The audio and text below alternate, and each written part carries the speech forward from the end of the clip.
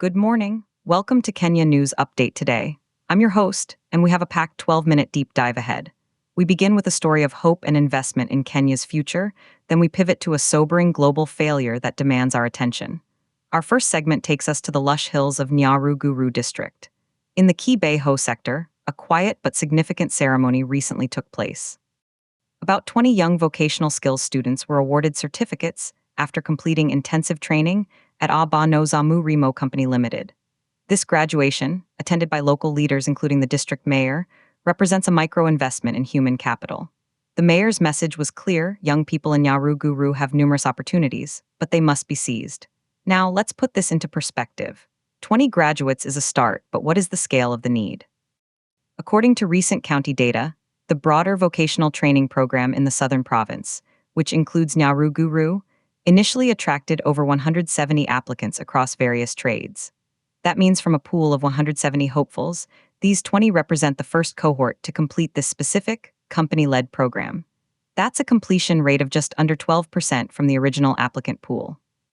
This raises immediate questions about selection criteria, dropout rates, and resource allocation. Is a 12% success rate from application to graduation a sign of rigorous standards or a symptom of barriers to completion? We brought in two experts to debate this. First, Dr. Amani Okoth, an education economist at the University of Nairobi. Dr. Okoth, what's your take on these numbers? Thank you. Seeing 20 certified graduates is unequivocally positive. However, the funnel from 170 applicants to 20 certificates is very narrow. This suggests the program is either highly selective, which can be good for quality, or that significant attrition occurs during training. Without knowing the split, we can't judge efficiency. The key metric will be job placement. If 80% of these 20 secure employment or start businesses within 6 months, that's a fantastic return on investment, even from a small cohort. The focus should be on outcomes, not just outputs. A compelling point on outcomes. Now, for a contrasting view, we have Mr. Silas Mwangi, a former technical and vocational education and training, TVET, principal and now a consultant. Mr. Mwangi? I appreciate Dr. Okoth's points, but I look at this differently. 170 applicants for what was likely a modestly advertised program shows massive latent demand. The fact that a private company, Nozamu Remo, is running this signals a crucial shift. The government doesn't have to do everything.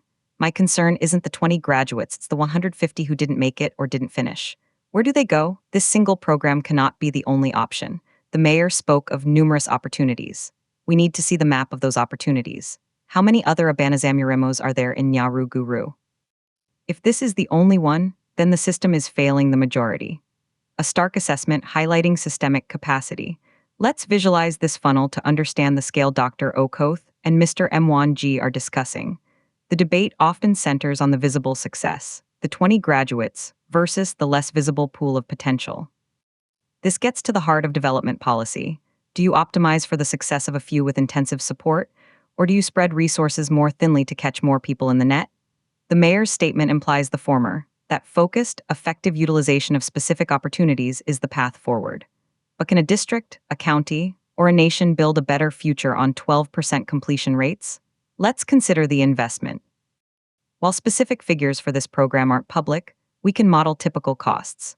A 6-month intensive vocational training program, including materials, instructor fees, and facility costs, can average 80,000 shillings per student. For 20 students, that's a direct investment of 1.6 million shillings.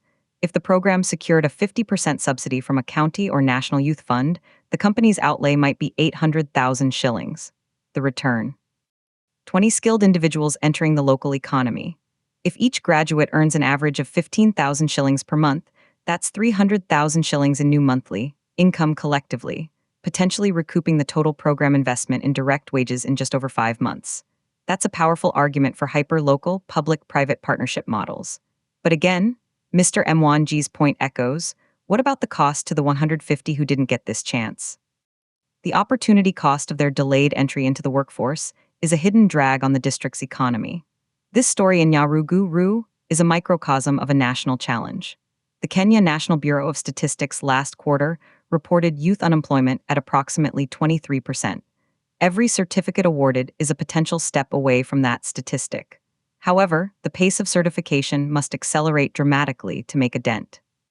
If Nyaruguru district were to rely solely on programs of this scale, graduating 20 youths every 6 months, it would take decades to upskill its current youth population. This necessitates scaling, replication, and perhaps most importantly, learning from what made Abano Zamurimo's program work for those 20. Was it the curriculum, the mentorship, the post-training support? Identifying and codifying those success factors is the next critical step. Now, we must abruptly shift gears from a story of local promise to one of global failure. While 20 students celebrated in Kibeho, a city on another continent was falling into hell. The atrocities in El Fasher, Sudan, as detailed in a devastating new UN report, were, in the words of our second source, entirely predictable. The report outlines what it calls the hallmarks of genocide: mass killings, systematic rape, and the deliberate starvation of civilians. The world watched and the world failed to stop it. This presents a jarring dichotomy. On one screen, we see 20 beaming graduates holding certificates. On another, we see the ashen faces of survivors in El Fasher. One represents targeted, effective intervention. The other represents catastrophic international inaction. Why draw this parallel? Because both stories are about choices and prioritization. The international community, particularly Western governments as noted in the analysis, chose to prioritize what the article calls elite bargains over civilian lives. The calculation was that stability through dealing with power brokers was preferable to the costly, messy intervention required to protect civilians. In Nyaruguru, a choice was made to invest in 20 specific lives over a broader, perhaps less intensive, program. The scale and consequences are incomparable, but the underlying principle of triage, of making hard choices about who gets help, is uncomfortably similar. The UN report on El Fasher is a ledger of failure. It itemizes the predictable. The siege tactics were seen in other regions. The warnings from aid groups were incessant for months. The UN Security Council debated. Yet, the violence proceeded through its grimly predictable stages. The report states that over the critical 3-month siege period, from April to June 2025, civilian deaths directly from violence and starvation exceeded 5,000. That's an average of over 55 deaths per day. Let's sit with that comparison for a moment. In Nyaruguru, a community invested in creating 20 new futures. In El Fasher, over 250 times that number of lives were extinguished in a single, preventable crisis. The international monetary cost of inaction is also staggering. The UN's humanitarian appeal for Sudan for 2025 was 500 billion shillings. Less than 30% was funded. Meanwhile, the cost of a robust, armed international civilian protection force, estimated by security analysts at around 120 billion shillings per year, was deemed too high a political and financial price. So the world chose the path of higher human cost to avoid a significant financial and political cost. The calculus is chilling. The article argues that if El Fasher is to mean anything, this approach must change. But will it? The graduation in Nyaruguru happened because local leaders, a private company, and the students themselves aligned on a clear objective: a certificate, a skill, a job. The tragedy in El Fasher happened because objectives were misaligned. Global powers had geopolitical interests, warring factions had territorial ambitions, and the objective of protecting civilians fell through the cracks. It was everyone's secondary concern, and therefore no one's primary mission. This is the core failure. So what do we take from these two stories airing on the same day? They are bookends of human agency. In one, agency is granted, cultivated, and certified. Young people are given tools to shape their future. In the other, agency is brutally stripped away. Civilians are rendered powerless, pawns in a conflict they did not choose.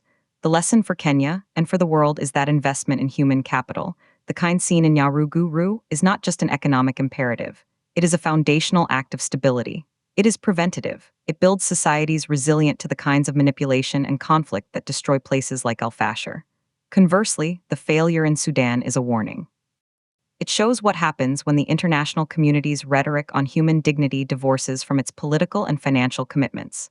For Kenya, a nation hosting refugees from this very conflict, the implications are direct. Our stability is linked to the region's stability. Our investment in our own youth is our best defense against the forces of despair and conflict.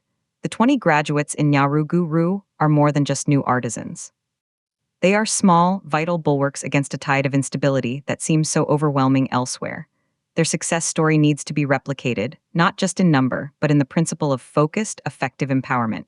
And the world must learn from El Fasher. The predictable must be prevented.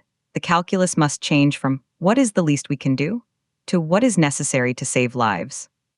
Because in the end, the certificate in Nyaruguru and the rubble of El Fasher are part of the same story, the story of what we choose to build and what we choose to allow to be destroyed. That's all for our deep dive today. Remember to engage with these stories to support local vocational initiatives and to demand accountability from global leaders. The future, whether in Nyaruguru or Sudan, is shaped by the choices we make or fail to make today. Subscribe to Kenya News Update today for more in-depth analysis.